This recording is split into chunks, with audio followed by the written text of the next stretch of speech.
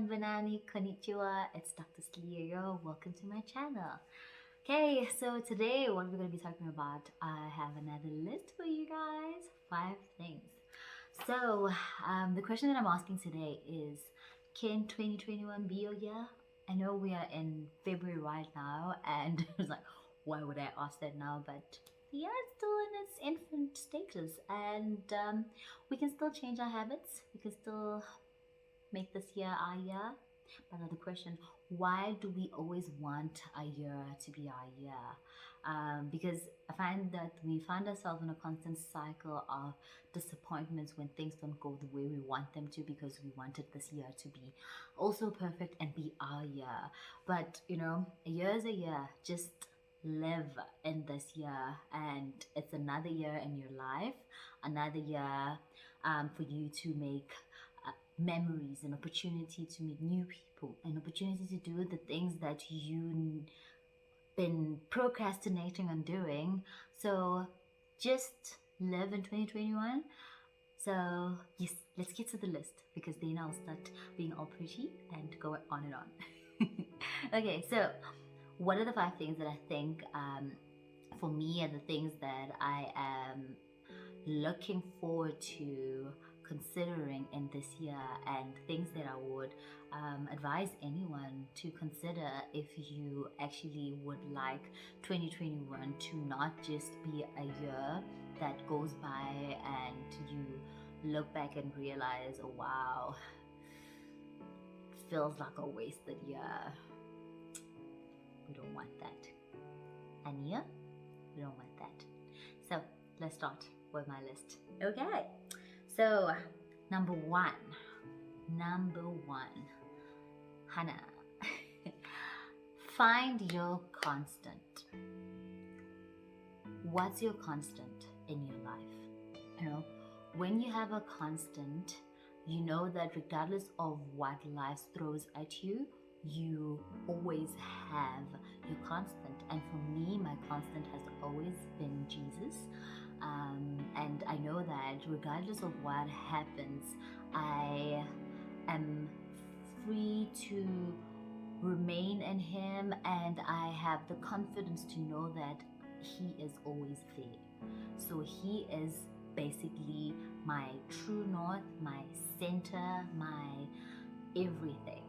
So it helps having a constant, because it sort of anchors you in place, and you are able to just live life knowing that you are anchored on Him. You know, it gives you a good foundation on whatever happens, whatever the year throws at you, be it a pandemic that doesn't want to finish. You know that you are anchored on Him. So find your constant. That was Hannah. And tool number 2, make realistic goals and do them. I think sometimes we waste time in jotting down things that we want to do, and we end up just ending up on the jotting down phase. Try to make realistic goals. Like, if you can see that in this year, we might still have issues with COVID-19, like vaccines and everything, that we still haven't really gotten the hang of the new virus that has been introduced to our world now. And the fact that, you know, things are different, things have changed. And I know there were things that we wanted to do before all of this, but you know, the pandemic obviously has halted most of those plans. But you know, that doesn't mean that there's still things that you cannot achieve, that you can do, you know. So be it have realistic small goals, goals that can also just give you that, you know, excitement of knowing that you achieved something. And when you look back on the year, you know that those goals became your memories, and they're things that, you know, you probably maybe have been procrastinating about, things that you haven't been doing this whole entire time, and maybe things that you felt like you were too busy to do and you never had the time. Guess what? Now you are indoors and you have all the time in the world. Do those things, be it learn a language, Start reading a book that you always wanted to read. Invest on growing yourself, learn more about relationships. Do the Bible challenge and read the Bible for a whole year. I don't know, like there's so much that you can do. Just get realistic goals and do them. There's something that comes with having a goal and doing them that helps you move forward, and it allows you to not linger on the things that are happening, and it just helps you move forward with the times. Because when you're bored and you're not doing nothing, you end up thinking about a whole lot of things and you end up being so depressed. Oh my gosh. Oh, life is so unfair. No. Do you, boo? Do something. Do something. Yes, that was number 2. Do. So now, sit. Number 3, live life to the fullest. Today is a gift that God has given us, and we do not know what's going to happen tomorrow. And the pandemic has showed us so much how much control we have on tomorrow, which is basically close to nothing, and how much we sort of kind of live our lives planning on tomorrow that we don't even take in today. Yes, we're saying make goals, do stuff, but do them today. Live for today, so that when today passes, you do not regret that you didn't do the things that you wanted to do. You do not regret not utilizing the 24 hours that God has blessed you with, because these 24 hours could very much be your last. And also, living your life to the fullest also just means be there also for the people that you love, because you do not know how much time you have with them, and 2020 has really showed us that in so many ways. And that's then honestly, living life to the fullest means that you love fully. And loving fully requires so much. It requires you to forgive people. It requires you to be patient with people. It requires you to be kind.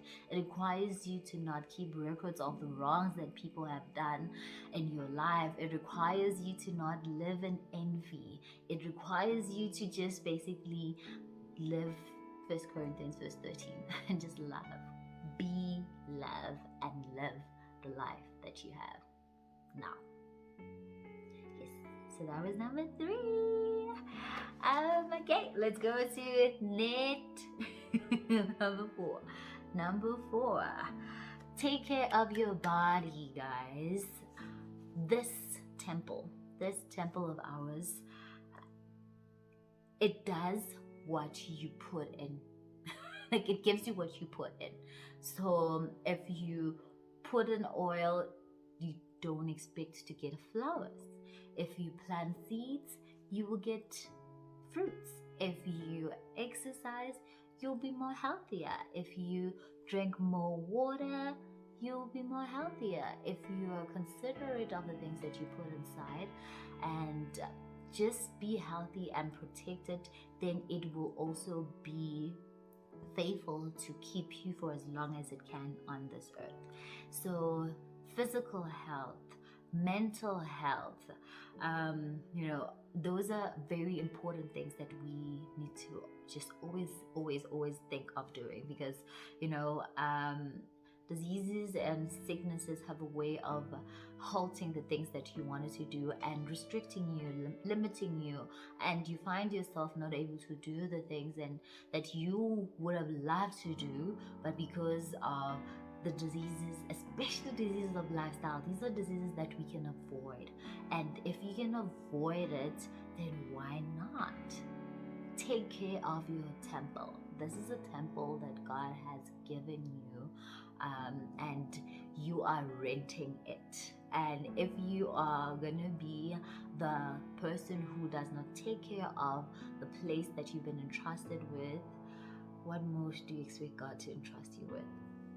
This is your first test. Take care of your skin.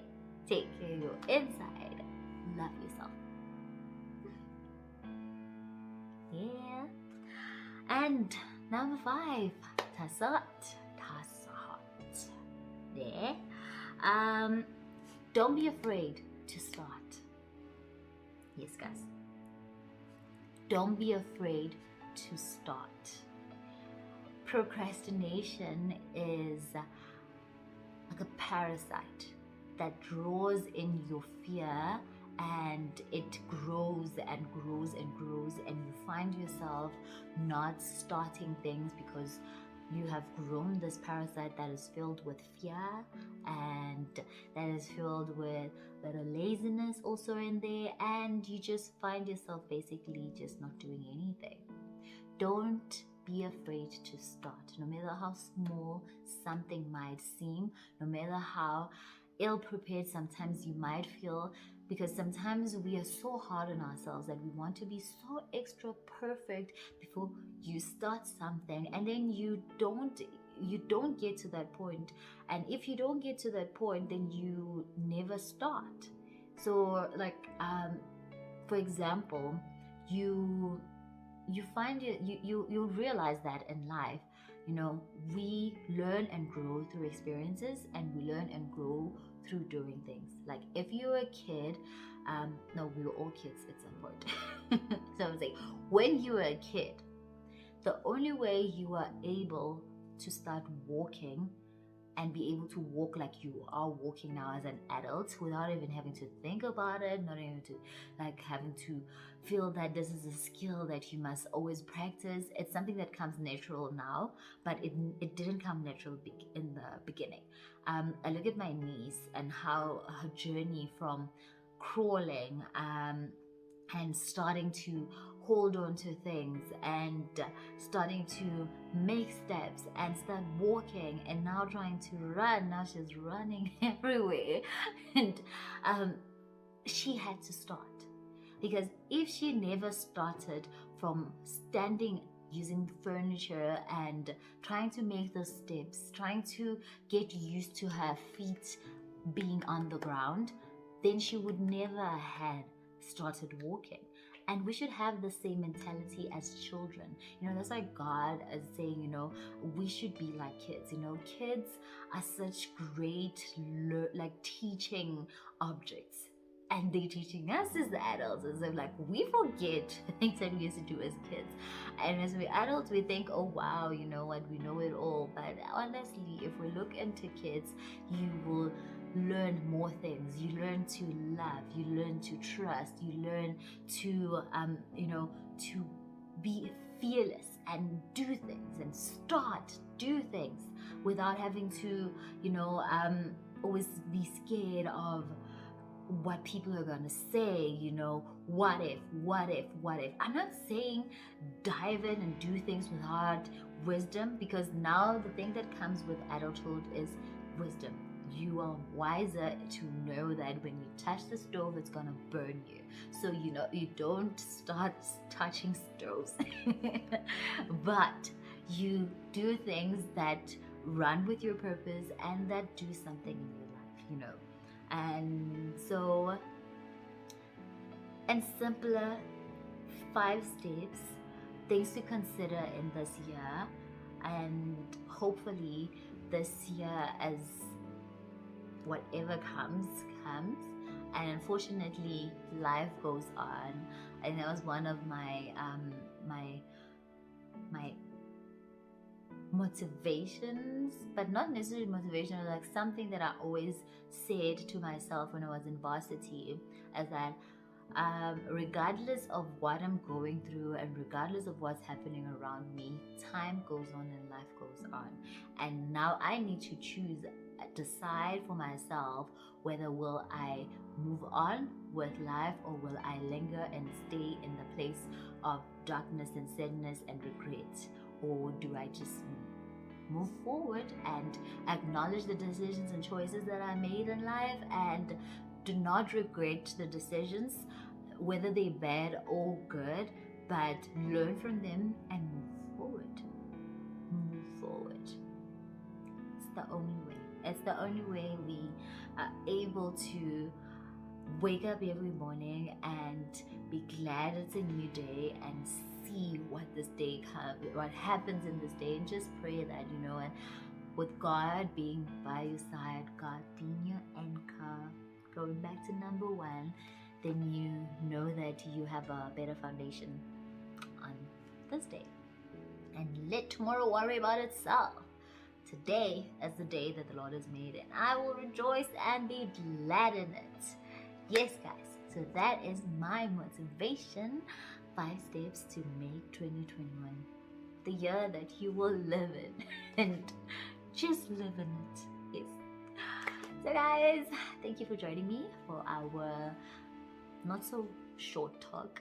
But I hope it touches someone, sheds light to someone's life, and you can just see that we're all in this together. We are all basically taking everything one step at a time, and just don't think that you're alone in this world with 7 billion people. We all have our own struggles, and the best way is to try and find ways to continue with our lives and find circles that can strengthen you, and just and continue living, because life can be beautiful if you decide and choose it to be beautiful. That's my 2 cents of advice, if you want to call it that. But yeah, thank you guys for joining me for this talk. Have an awesome day, whatever time of the day you're watching this, and don't forget to like and subscribe and click in the bell so that you can get notified when I make videos. See you guys. 안녕. 사랑해.